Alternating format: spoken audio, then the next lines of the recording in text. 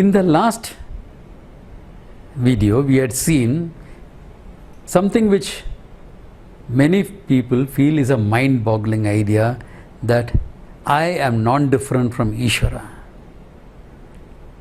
from non-different from God. This is not an easy idea to accept, because if I am consciousness, limitlessness, non-different from Ishvara, I must be a totally fulfilled being, completely at peace with myself, manifesting joy and fulfillment every moment of my life. This is not easy to understand or bring into my life. Why is it not easy? Because all the time I have postulated happiness as something outside of me. That I will be a happy, fulfilled being if I get this. I will be happy, fulfilled being if I get that. A house, I will be happy and fulfilled. A job, I will be happy and fulfilled. A partner in life, I will be happy and fulfilled. Kids, I will be happy and fulfilled. All the time, the focus is that happiness is out there. So somebody reversed it and said happiness is an inside job. Fine. So I am keeping on, like how I tried to manipulate the world to make me happy. Now I try to manipulate my internal life to make me happy. Either way, I am postponing my happiness. As long as I think I have to get happiness out of something, I will not be able to understand what we have said in the previous two videos. So how do I do it? Here is where Vedanta offers you a lifestyle where you don't have to do anything different. I'm not going to put you on some strange practices. Okay? Not even watching your breath. Though if you want to do it, you can do it. I'm not going to put anything like that. This question of looking at happiness as something to be gained gives rise to n number of desires for getting something or desires to get rid of something, likes and dislikes. This is a fundamental thing with which human beings live. I like something, I dislike something. So Vedanta says make a shift here. Why? You have hundreds of likes and dislikes. You cannot fulfill all of them.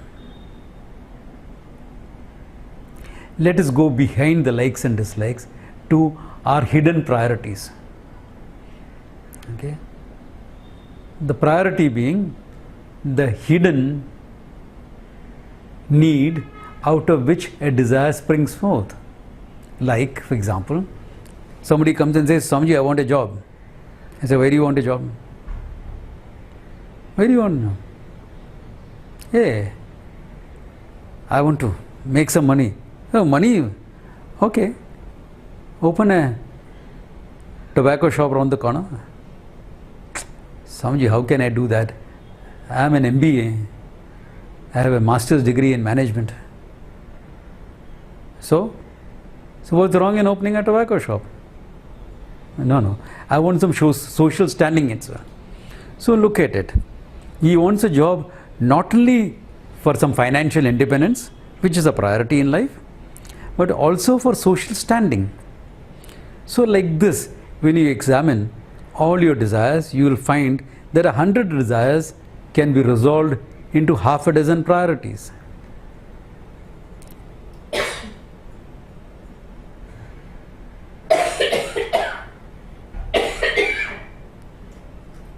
Okay. Now, half a dozen priorities can also be fulfilled. That is not difficult.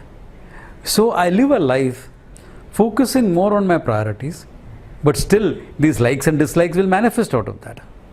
So how do I live my life? From our recognition of Ishvara, we bring in an attitude.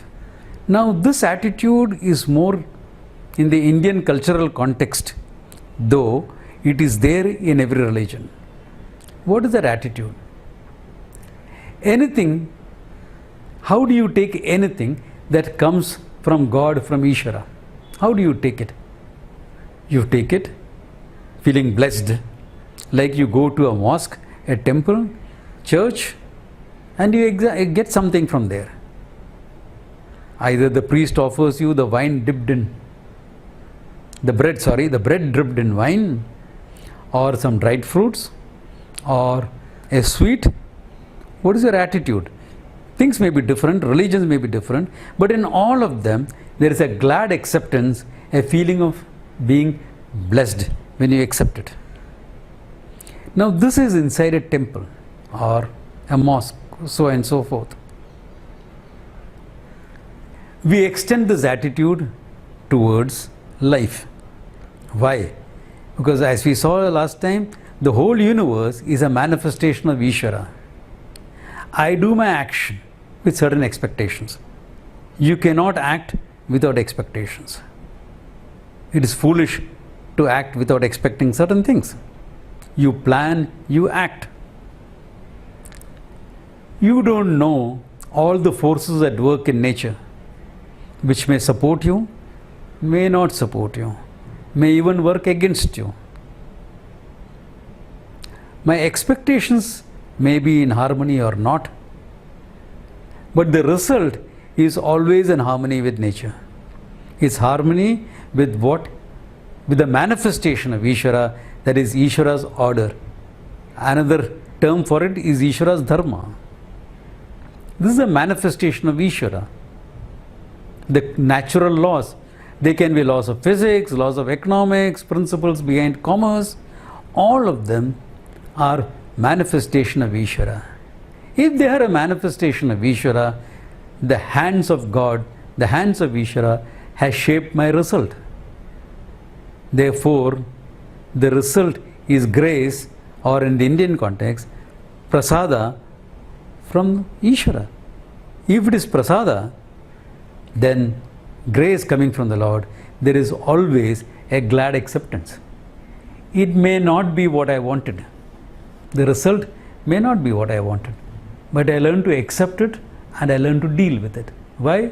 Because it's from Ishvara.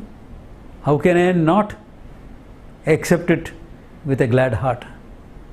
Or at least, even if my heart is not very glad about it, at least I can accept it because it comes from the Lord. I have done the action, this is the result, it's my baby, I have to deal with it. There is no ranting, raving, why me, all that thinking. I just accept the result, deal with it, and move on in life. If it is in keeping with what I want, I am happy with it, that's it. I fulfill my desire and grown out of it. If it is not in keeping with what I wanted, if it is a complete failure, hey, I still accepted failure. If I can accept failure, I become bigger than the desire. And then I can decide, is it worth another effort? Yeah, it's definitely worth another effort. Okay, learn from what went right or wrong, act again. But a second action also, result is from Ishvara, prasada. Can be like Robert Bruce, try 7 times and gain it. Or even if it fails at the 7th attempt, you can still take a call. Is it worth further effort, or cut your losses and move on? Both are manifestation of Ishvara coming from my freedom of choice. Look at the beauty of it. The freedom of choice makes me act. And the result is accepted gladly because it comes from Ishvara.